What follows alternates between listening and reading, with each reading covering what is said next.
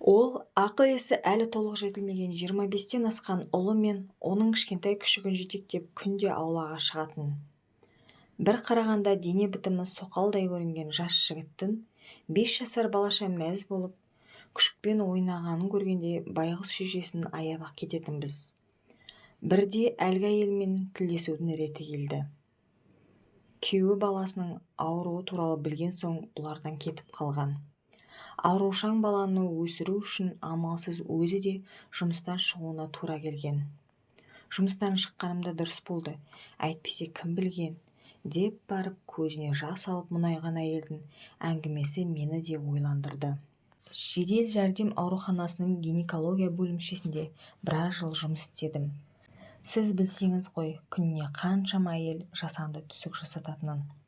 Алданып қалған қыздар, жеңіл жүріске салынған сылқымдар, ішімдікке әуес әумесер әйелдердің бәрі де тезірек құрсағына біткен тіршілік иесінен құтылғысы келеді.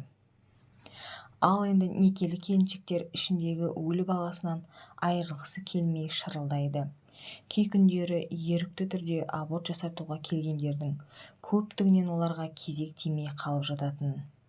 Білесіз бе, бір келіншек алдыма жылына 4 рет келген болар. Өзі араққа да, еркекке де әуес. Екінші рет жасанды түсік жасатқан соң, енді спираль салдырып ал, бұның болмайды деп ескерткенмін. Спираль салдырам деп жүргенше тағы біреулермен ішіп, артынан жүкті боп қалатын. Болды, соңғы рет деп ақталып келіп тұрғанда басынан бір салым келетін. Бірақ ақысын төлеп, дәрігерлермен келісіп кеп тұрған соң, амалсыз іске кірісетінмін. Ол кезде алқаш әйелге бала неге керек, алдырып тастағанды дұрыс, тәйірі кімнен жүкті екенін өзі де білмейді осы, деп өзімнің жұмысымның дұрыстығына күмән келтірмейтінмін. Осылайша біреуді аяп, біреуді ақтап, біреуді даттап жүріп, қаншама әйелге жасанды түсік жасадым. Қаншама баланы көрер жарығынан айырдым. Мен мына қолыммен талайлардың өміріне балта шаптым.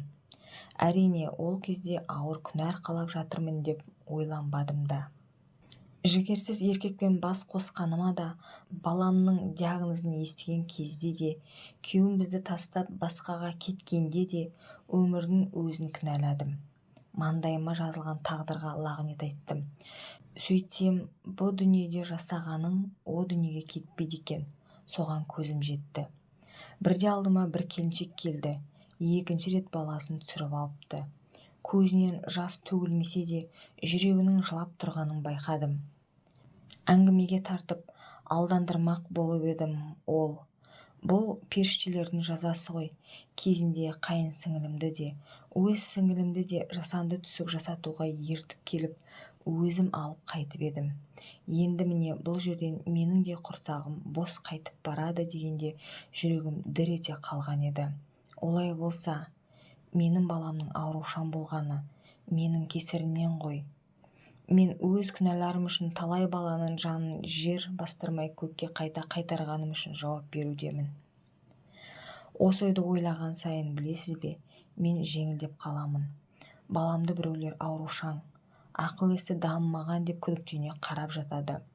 Ал ол мен үшін мен ғұмырын үзген періштелердің жиынтығы сияқты. Мәңгілік періште күйінде қалған бала көңілі соның дәлелі емес пе?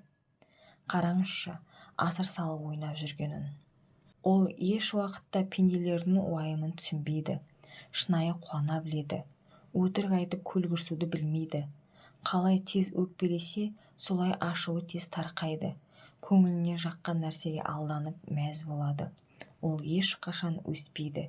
Мейлі, есесіне балалығымен мені ұзағырақ қуантады, деп күлімсіреп күшікпен ойнап жүрген баласына бір қарап қойды бұрынғы дәрігер әйел. Иә, оның жан жарасына шипа болатын баласы бар.